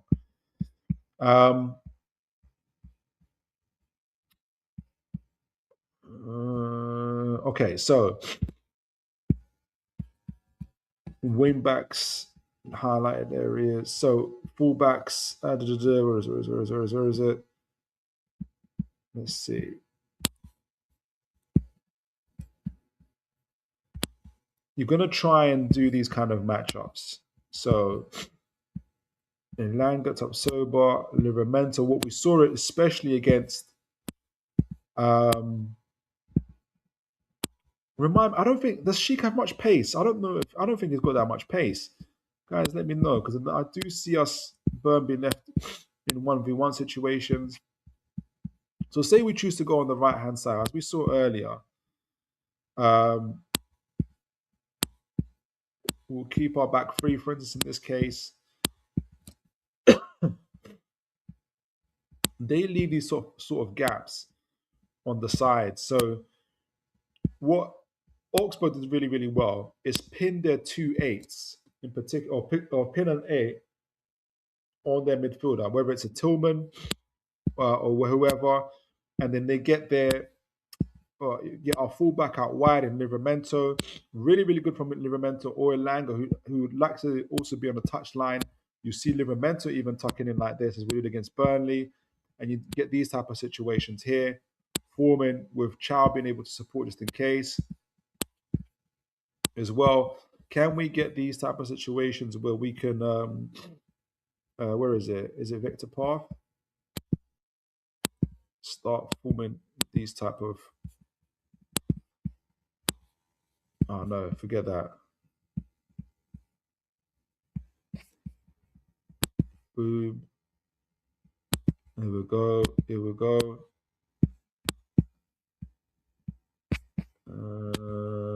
No. Which one was it? I think it's. I hope I get it right this time. Yeah, here we go. Come on. Let me take this off. So I want to be able to form these triangles here, or even 4 players, you extra man in midfield.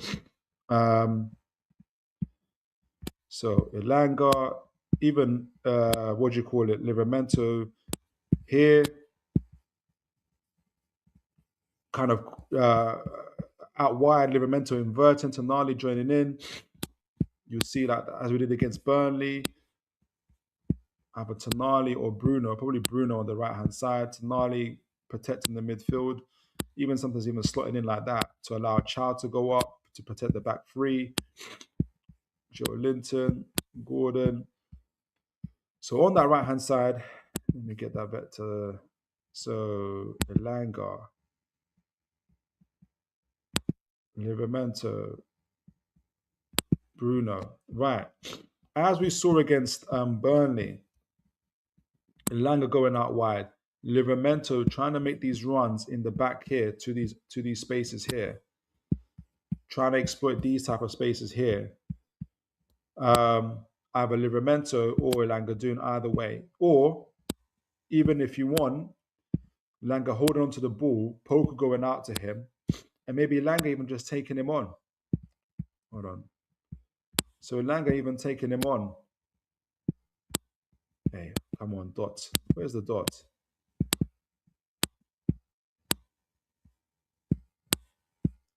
Okay. Elanga taking him on, forcing him out.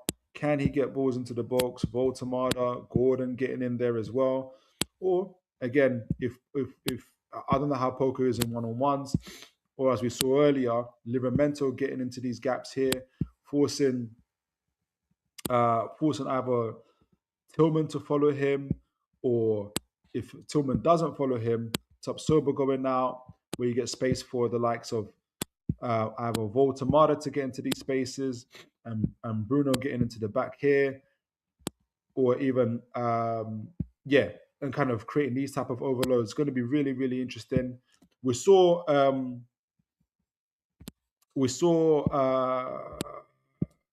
Augsburg taking advantage in the transitions. So even when Thiaw was out on these type of areas, let me take off the vector. They found it really difficult, and part of the reason why now makes sense that we read it, where this is still a team in Leverkusen who are getting to know each other. Maybe that's why you see the inconsistencies, where a lot of our players are, a lot of the players that we've had here have played with each other for quite a bit. And you'll see, like, for instance, in the case of Wolfsburg, they had where Thiaw will be now, have the ball here, and straight away what you get is their number 8. In this case, it'll be either Bruno or Tonali. Bruno probably here, and Elanga just press, just go straight at the two fullbacks here, and the ball get played out to them. So in this case, it'd be Poku and Poku and Tapsoba. And you get Elanga kind of in these 1v1 situations as well. Not too dissimilar as well. On the left-hand side, if we shift things as well to the left-hand side, Burn, Thiaw, Livramento, and I really am keen to see Joe Linton and Gordon have been doing a lot better with Hall here as well.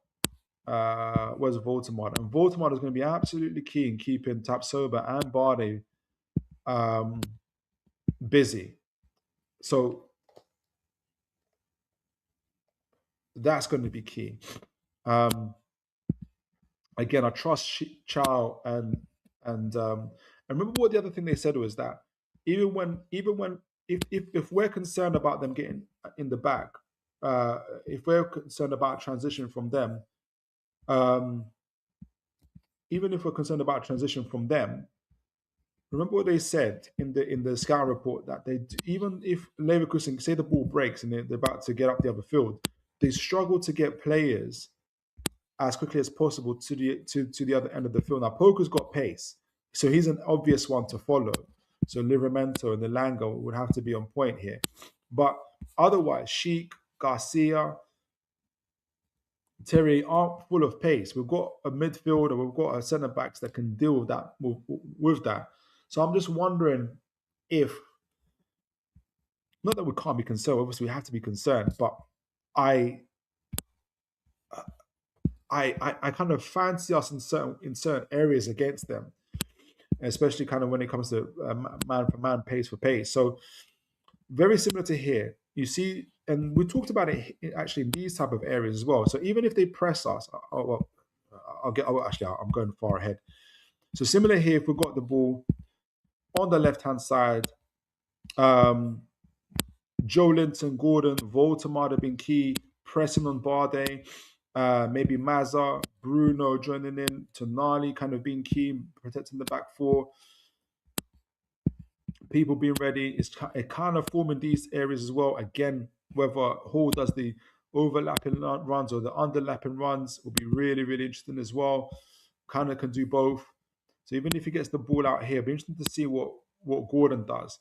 So Gordon can either play, loves to have this flexibility. You can either see him going out wide here, the ball going on here, and you see Hall doing this really, really good underlapping runs, where you can see then Gordon has either the opportunity, or Hoffman will have to either follow Hall and leave Gordon in these 1v1 situations with Eindrick, or if Hoffman doesn't follow Hall, you give the opportunity then for Hall to collect the ball in these type of areas where we've seen players. You've seen, I don't know if you guys remember the 1-2, for instance, with Bruno and Hall against Burnley, or Woltemade as well, and then you start getting these kind of opportunities and these overloads being created. Or again, as always, Hall on the wide, Gordon going inverted, with Hall having also the ability of taking on his man, or again Gordon making other underlapping runs, going out wide and creating havoc as well, cutting across, getting into the spaces in behind, and getting the ball out wide is going to be very interesting. I'm going to read the chats in a moment, but I wanted to also talk about them pressing us and why I think, especially down Hall side, I think we can still play out of their press. So let me get this set up. But guys, do send in your predictions. I'll send in my predictions in a moment. So Burn, Thiaw, Livramento, Elanga, Bruno, Woltemade, Gordon. Where are you? Gordon here, Joe Linton. We saw how they press. They don't want to overpress. They'll try to cut out the short passes where they can. Tapsoba, Barde, really good at winning the first and second balls. So we have to be, it's going to be a real physical battle. Woltemade here, Bruno. RCS, I think Aaron and others have pointed it out. It helps to have a ball playing goalkeeper, first of all, who can bring out like this. You'll see our centre backs drop, kind of going out wide like this. I see Hall in this position. I know he'll be, maybe if the ball goes out to him, she could try to block out these kind of short passes as well.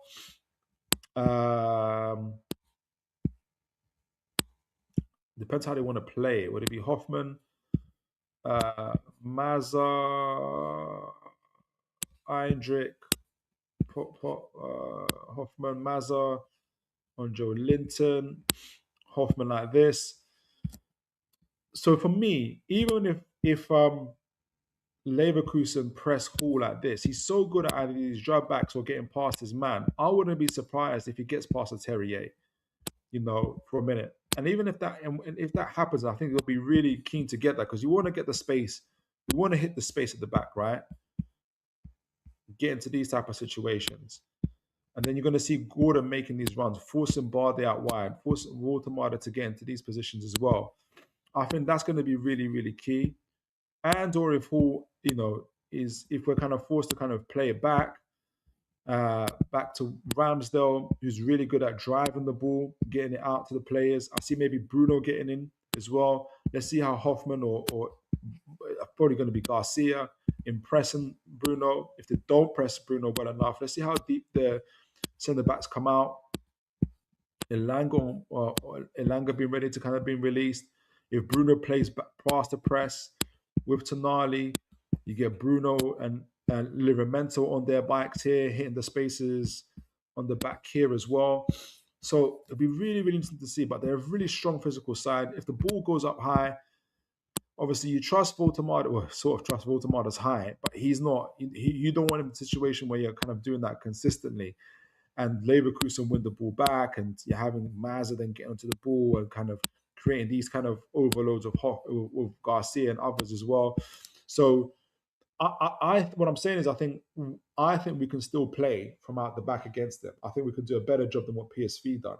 I also see us hitting them on the transitions, and I think we can do really, really well in our 1v1s. But our energy, our physicality has to be really, really on point. And if Grimaldo does play, I'll take off Poku for instance here. He's going to be so key for them in trying to create these type of overloads on our midfield.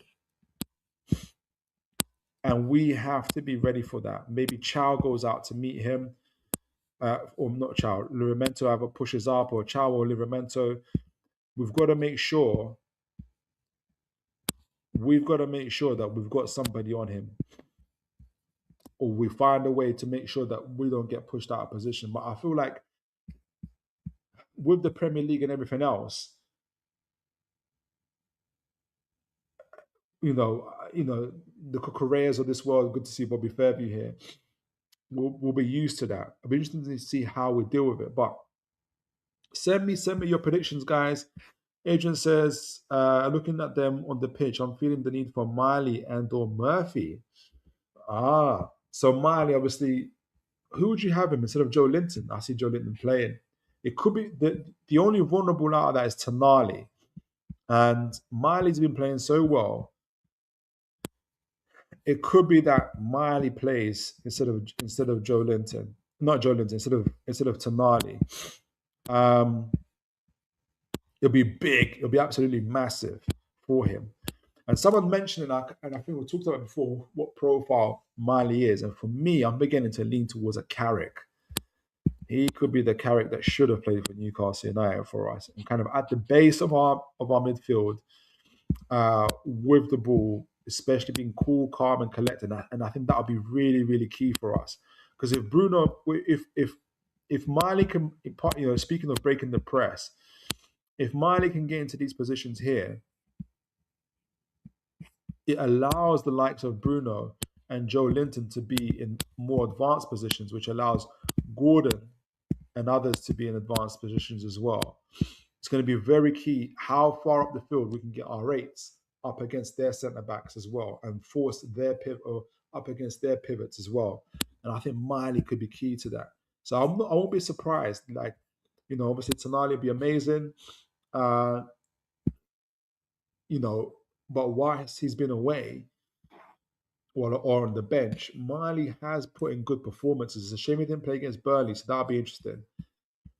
Why do you think Murphy can play? Let me know, because the obvious reason is Murphy being able to, instead of Elanga, and I know obviously Bobby Fairview's here, he's going to be vouching for Murphy. It's his ability on the ball, kind of producing these kind of these curved passes and on the sides like this. His ability to do that, kind of getting the ball out, wide to players, especially with Woltemade in tow. Murphy's going to be absolutely key to that. But I just think if we've got space to exploit at the back, why not exploit it? Why not use it essentially? So Murphy hasn't been the greatest of ball carriers in my opinion. Now I think there's a lot of opportunity for us to be kind of hit them on the break, but we know what Murphy can do. Is these type of curve passes, especially when they're so vulnerable at the back as well. So possibly, let me know your thoughts. Adrian says, that's a tremendous sound that tactics board makes. So my phone is going off.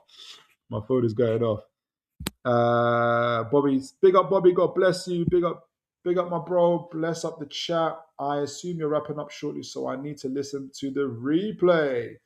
Please do. And guys, do leave comments as well on the show. It helps the channel a lot. You guys do incredible jobs on the like, sharing, and subscribing as well.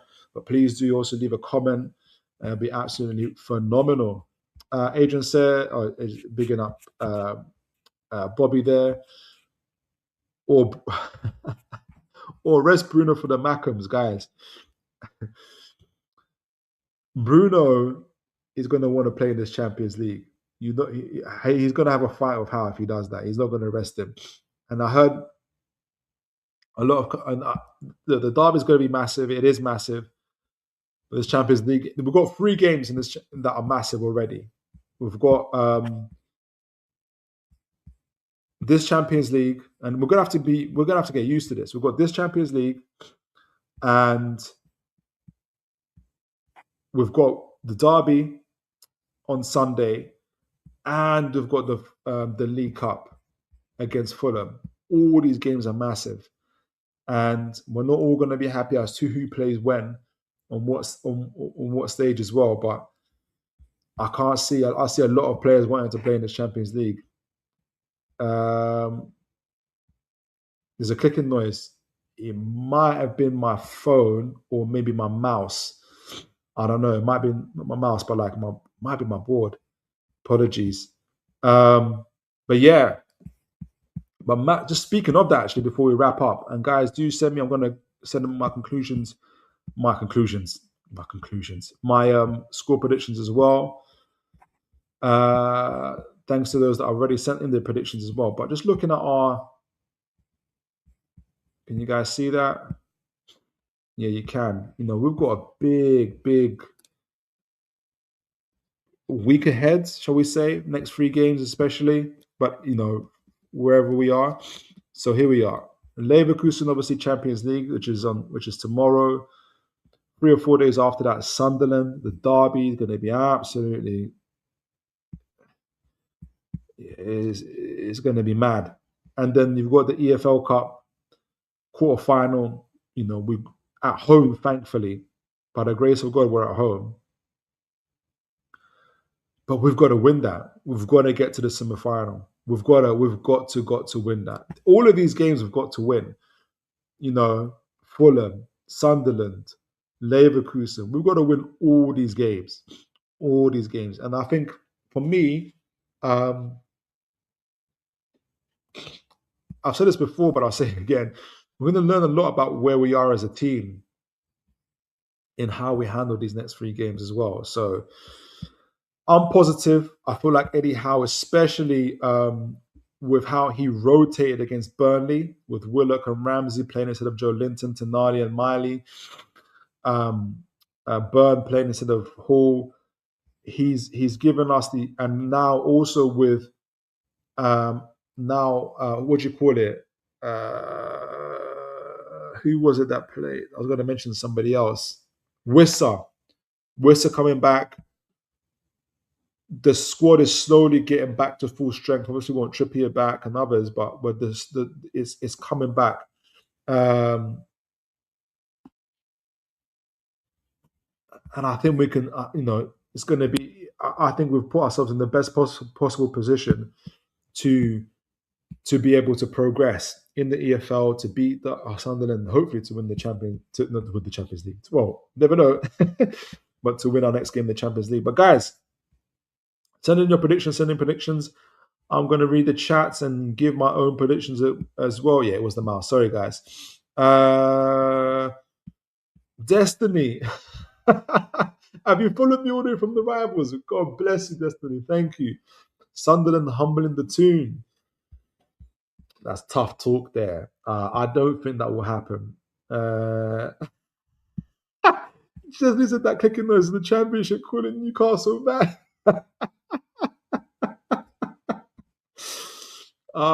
Big up Destiny. God bless you. Welcome to the channel, man. Thank you so much. Bobby says, my math is saying that Newcastle is really an 8th place team currently. Yeah.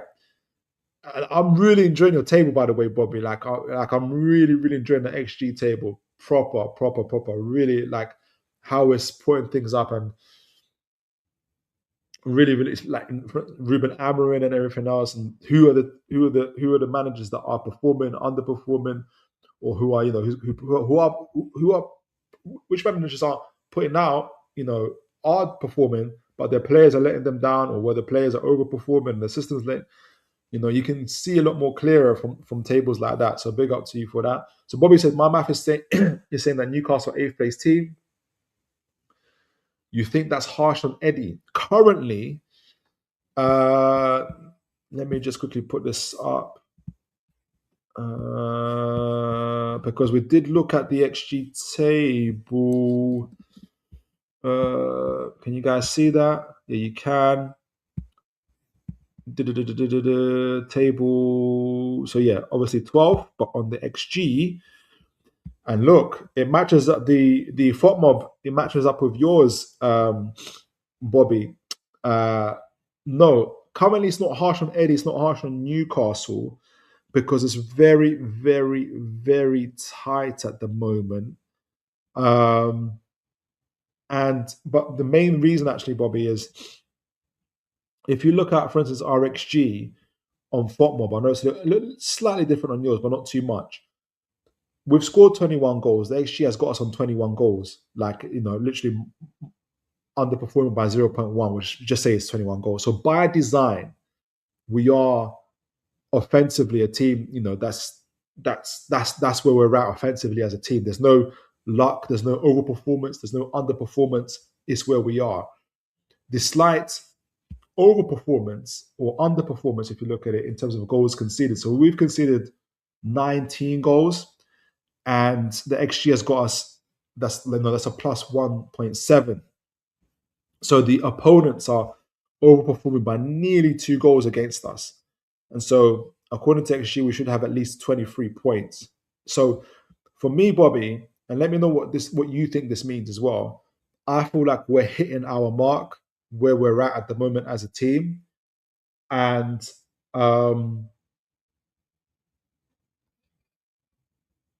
that leaves us with room to improve. Also leaves room to not improve.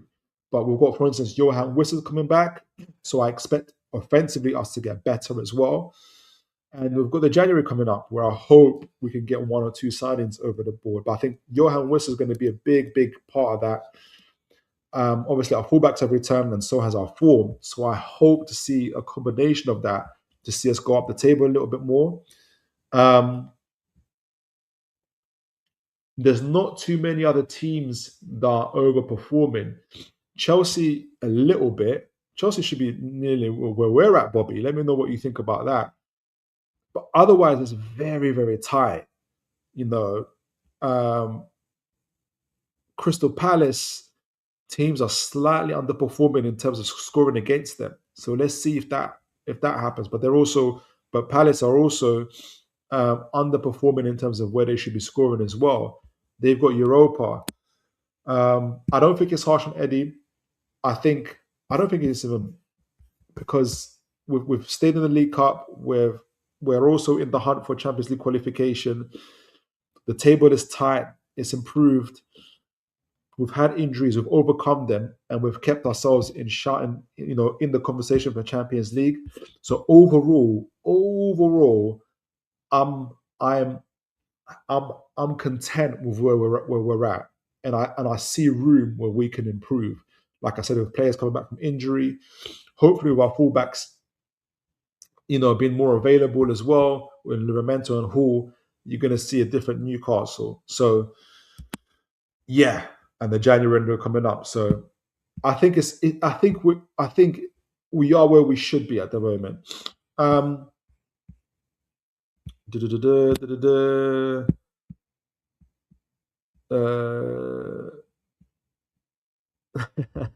yeah, no, we're just joking about Adrian. I know Destiny. Is that harsh on Eddie or is it harsh on us? Good question, Adrian. Let me know. I don't think. I think we should have beat Tottenham, for instance. If you look at also, we've been ahead in most games. Not most games, but what we drop like 11 points from winning positions, things like that. So I see more room to improve. So I'm not overly concerned about where we're at because I see more potential to improve. All right, so let me read the chat and give my score prediction, and we'll wrap things up. Bobby says, I use my weighted table by I compare the points table and not the XG table. All right, okay. Remember, I have some actual goals in there, so I'm trying, like 2/3 actual goals, right? So I'm trying to predict the actual table. Yeah, absolutely. So, but the FOTMob is reflective. I don't know how much weighted goals FOTMob have, but they've got us in 8th, like you've got us in 8th as well. So I don't know. I don't know how that's happened. Yes, Destiny. It is big game tomorrow. Who have you got us? Let's send in your predictions. Bobby says Eddie's been let down by not having more goal contributors. Yes, yes. At the moment, it's Woltemade and Bruno Gomes. So we need Gordon, who's beginning to step up. He scored in his last game, but Barnes as well is beginning to step up. So we need more. His process is good. It is. Aston Villa is getting away with murder. Yeah, they've been scoring wonder goals all over the place. They're on a very hot streak, and Emery isn't earning it. Palace is legit, for sure. For sure, for sure, for sure. 2 XG versus 1 goal is actually the weighting. Yeah. Is football the same? I would love to know because they've got us in the same place. All right. So, predictions. Guys, I think we can win. I think we're going to win.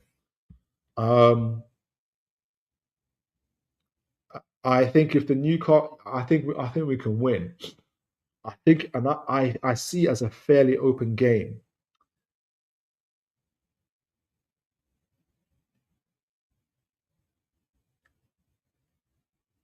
Someone said 3-1. I think it was Aaron that said 3-1, and I'm going to agree. I'm going to go for 3-1 Newcastle.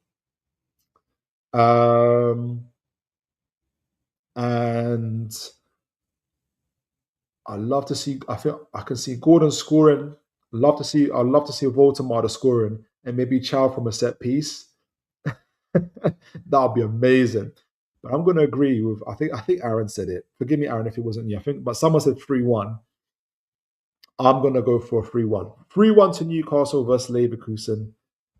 Here, that is my conclusion. And Bobby says FOTMob is pure XG. It doesn't have a weighting for actual goals.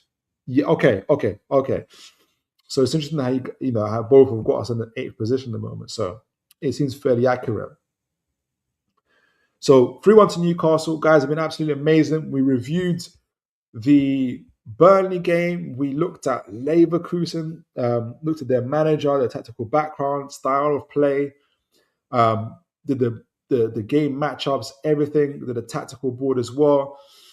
And we gave our conclusion, our final predictions, a lot of positive predictions here as well. So I think we can do a big next, 8-9 days for us. Leverkusen Champions League tomorrow, Sunderland, biggest derby in English football, this Sunday as well, on Sunday, excuse me. And again, Fulham at home. Thank you, Aaron. Really appreciate that. I know people will differ, but like I'm telling you, that's a massive game. That quarterfinal is so important. We're at home. We've got to beat Fulham. And what state we'll be in after Champions League, after a massive derby in the space of 5-6 days against Fulham, is for anyone to predict, right? We still got to get it over the line. So that's what I'm saying. These next 3 games is really going to determine a lot about Newcastle's future in terms of this season, the cup competitions and everything else. So I think we're in the best position. So I back us to win 3-1 and hopefully go over to the Stadium of Light and turn off the light and win as well. But guys, you've been amazing as always. Make sure as always you look after each other. And as always, folks, God bless.